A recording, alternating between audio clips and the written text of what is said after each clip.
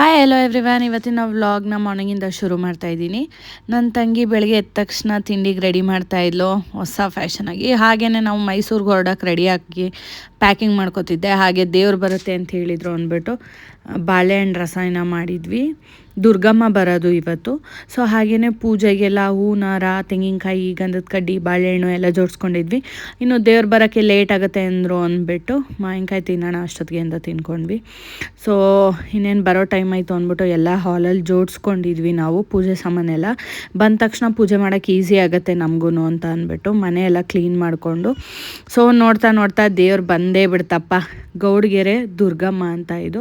So first ಬಂದಾಗ ಇಲ್ಲಿ ಈ ಥರ ಕಾಲು ತೊಳೆದು ಮನೆಯೊಳಗೆ ಕರ್ಕೋತೀವಿ. ಆಮೇಲೆ ನಮಗೆ ಗೊತ್ತಿರೋರು ಇವರು ಕುಮಾರಣ್ಣ ಅಂತ, ನನ್ನ ಮಗಳನ್ನ ಕರ್ಕೊಂಡು ಹೋಗಿದ್ರು ದೇವ್ರ ಹತ್ರ ನಮಸ್ಕಾರ ಮಾಡಿ ಆಶೀರ್ವಾದ ಮಾಡಿಸೋಣ ಅಂತ ಅಂದ್ಬಿಟ್ಟು. ಹಾಗೆಯೇ ಈವ್ನಿಂಗ್ ಆಗಿತ್ತು ಅಂದ್ಬಿಟ್ಟು ಸ್ನ್ಯಾಕ್ಸ್ ತಿನ್ನೋಣ ಅಂದ್ಬಿಟ್ಟು ಹಾಗೆಯೇ ಸ್ವಲ್ಪ ಚಪಾತಿ ಮಾಡೋಣ ಅಂತ ಅಂದ್ಬಿಟ್ಟು ಚಪಾತಿ ಮಾಡಿದ್ವಿ. ಇದು 2 days ವ್ಲಾಗ್ ಆಗಿದೆ.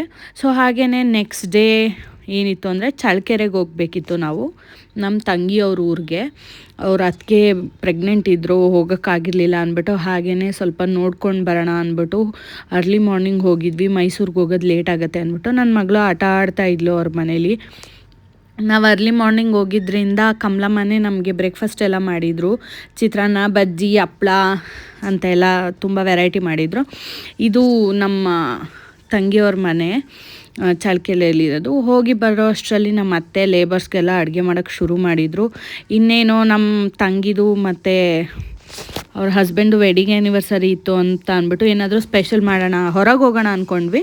ಬಟ್ ಹೋಗೋಕ್ಕಾಗಲಿಲ್ಲ. ಹಾಗಾಗಿ ಒಂದು ಸ್ವಲ್ಪ ಮನೇಲೇ ಏನಾದರೂ ಮಾಡೋಣ, ಡಿನ್ನರ್ಗೂ ಹೊರಗೆ ಹೋಗೋಕ್ಕಾಗಲಿಲ್ಲ ಅಂದ್ಬಿಟ್ಟು ಮನೇಲೇ ಜಾಮೂನ್ ಹಾಗೇ ಬಜ್ಜಿ ಮಾಡೋಣ ಊಟಕ್ಕೆ ಅಂತ ಅಂದ್ಕೊಂಡ್ವಿ. ಸೊ ಸಾಂಬಾರು ಇತ್ತು, ಹಾಗಾಗಿ ಲೇಟ್ ಆಗಿಬಿಟ್ಟಿತ್ತು. ನಾವು ಹೊರಗೆ ಹೋಗೋಣ ಅಂದ್ಕೊಂಡಿದ್ವಿ.